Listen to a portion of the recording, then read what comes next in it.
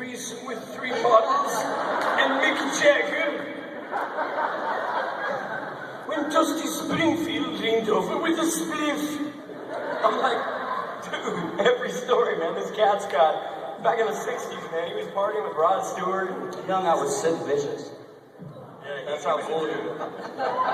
Some of the best times were driving in the van to the set with Billy Connolly. When the cat would just like unload all these stories. The cat's brain is like, makes fucking Chuck Sheen look like a tard. You know what I mean? I'm an F-18, bro. Billy Connolly's like, to the approximation of longevity, to reach escape velocity by propulsive forces. You're like, wow. He's really got tiger blood.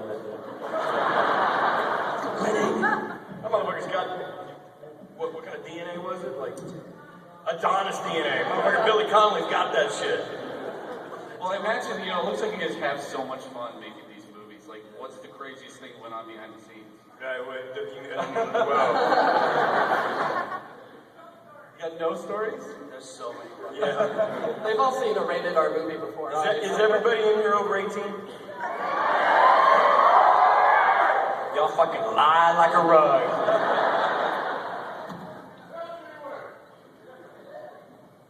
Nobody wants to Easy there, snapping turtle. Okay, homie. Well, actually, Sean, I wanted to ask you, you've actually played Indiana Jones way more than Harrison Ford. Dun, dun, dun, dun. I just want to know what it's like to crack the bullwhip. That was kind of it. No, you know what? It was killer. Vic Armstrong, who was a Harrison Ford stunt double, a great stunt choreographer and a director now. He really, I knew how to ride a horse. I rode Western for many, many years, but he really taught me like trickery. How to vault on the horse and how to crack the whip and how to crack a cigarette out of his mouth. Brave motherfucker. Let me tell you that. Flanery with the whip in his hand. But he taught me all of that stuff. It was like that was really like the best job I've ever had in my life. At lunchtime I'd ride my horse Hurricane to lunch. It was just like, who does that? It's lunchtime, okay.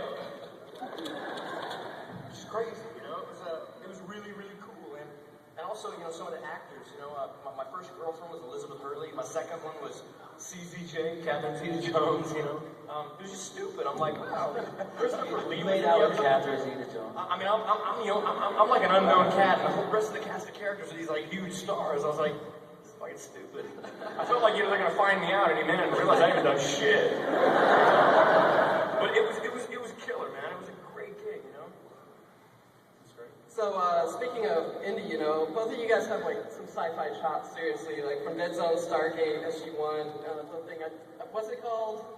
Is it Waking? Waking the Dead? Walking Dead, that's right. Anybody seen that? So, what is it that draws you guys to sci-fi?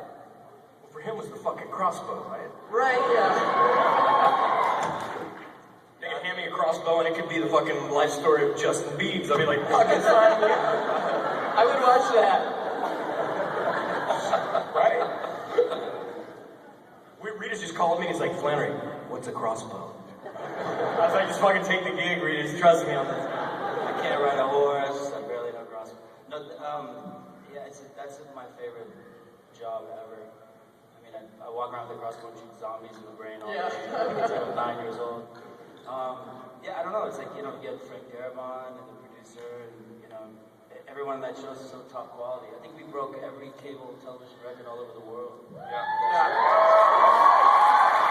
So thank you.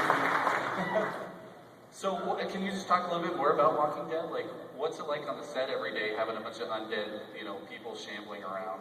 Well, Greg Nicotero is so good at making those zombies that they kind of freak you out for a second. Like, when you're eating lunch and you're sitting there eating, talking, that's kind of weird.